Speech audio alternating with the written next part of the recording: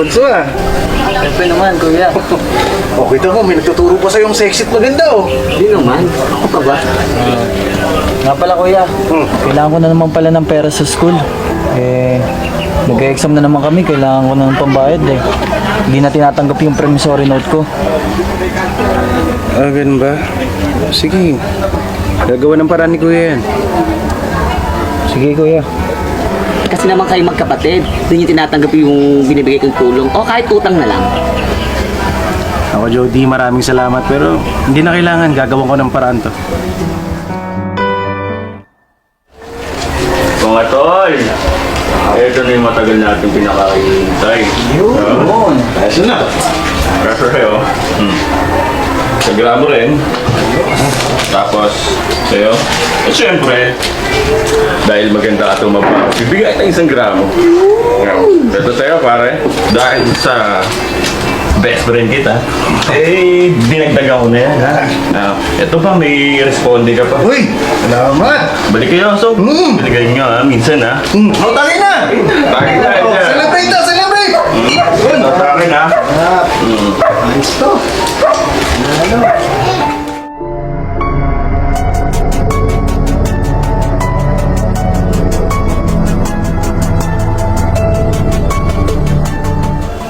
Best friend, dagdag mo na to sa'yo. Ayokong ibigay sa labas baka maingit yung mga tropa. Best friend, salamat Wala problema. Boss D! Sige na yan, papasokin mo. Walang gagalaw, walang gagalaw. Pa! Dito ka. Police! Please. Ate Jody. Asan na kaya yun si kuya? Tagal-tagal naman niya. Nangako siya sa akin na ngayon niya ibibigay yung pera pambayad ko sa school. Saan na kaya yun? Baka malate na ako Kasi naman, ayaw nyo pang tanggapin yung ino-offer ko sa inyong tulong. Sabi ni kuya, huwag kaming tatanggap ng tulong sa'yo. Nakakaya naman Kasi naman yung kuya mo masyadong ma-pride. Ito, kunin mo na, pambayad sa school mo. Sige na. Rod! Ay, Rudy, salamat na lang. Hindi na kailangan yan. May nadiskarte na ako. Yan Pinangako ni Kuya. Sige na, Kuya. Pumasok ka na. Ito, pas na. Rudy, maraming salamat sa palaging pagbibigay ng tulong mo sa amin Kaya syempre, hindi ko na tinatanggap dahil nahihiya na kami sa iyo. Ayun kasi ang hirap sa'yo, Marvin. Hindi naman masama humingi ng tulong kahit minsan.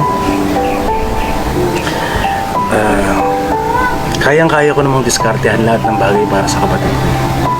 Kaya, hindihin mo na lang ako. Sige, hindi lang kita gusto Anak.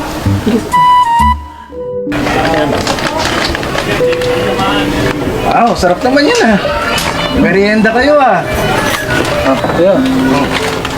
Saka nga pala. Basahin mo itong sulat na to, kuya.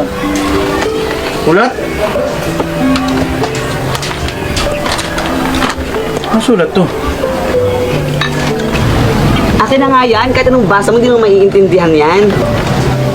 Kuya, ang ibig sabihin dyan sa papel na to, honor student ako, kuya. Totoo ba?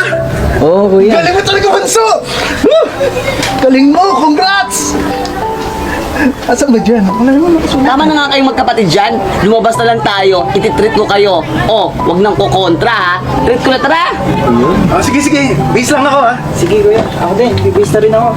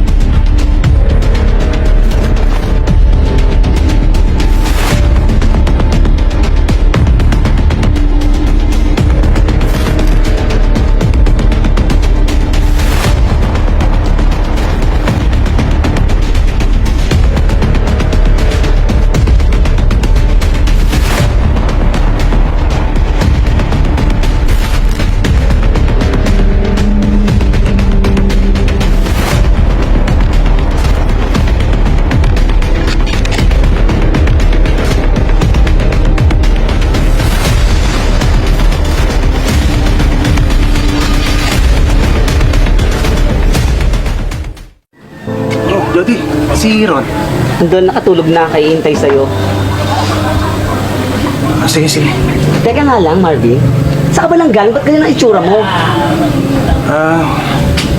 Wala, galing ako sa tropa, nagkainuman kami. Naku, magsabi ka nga sa akin ng totoo. Ano ba yung trabaho mo? Gabi-gabi ka na lang nawawala. At umaga ka na umuwi. Wala, Jody, mga racket lang, binibigyan ng tropa ko. Hayaan mo na. Sa akin na lang yun. Huwag mo na lang pakialaman. Sabi ka ng totoo. Ano ba ang trabaho mo? Bakit kailangan bang malaman? Ha? Alam mo ikaw, napapansin ko na lang, lagi ka na lang nangingialam sa buhay naming magkapatid. Pwede ba bawasan mo na? Or kung pwede lang din, tigil-tigilan mo na. Nakakasawa ka na eh.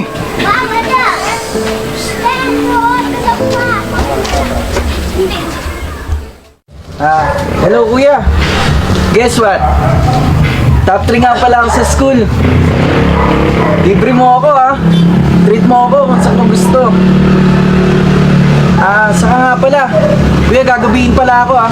May rehearsal pa kami para sa graduation namin eh. Sige kuya, salamat ha.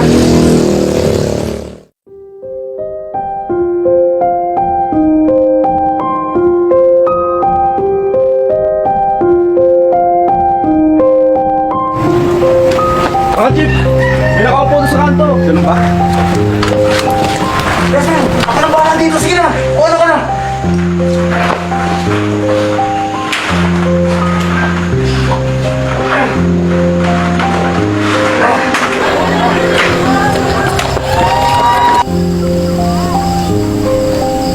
Ala, ano yun?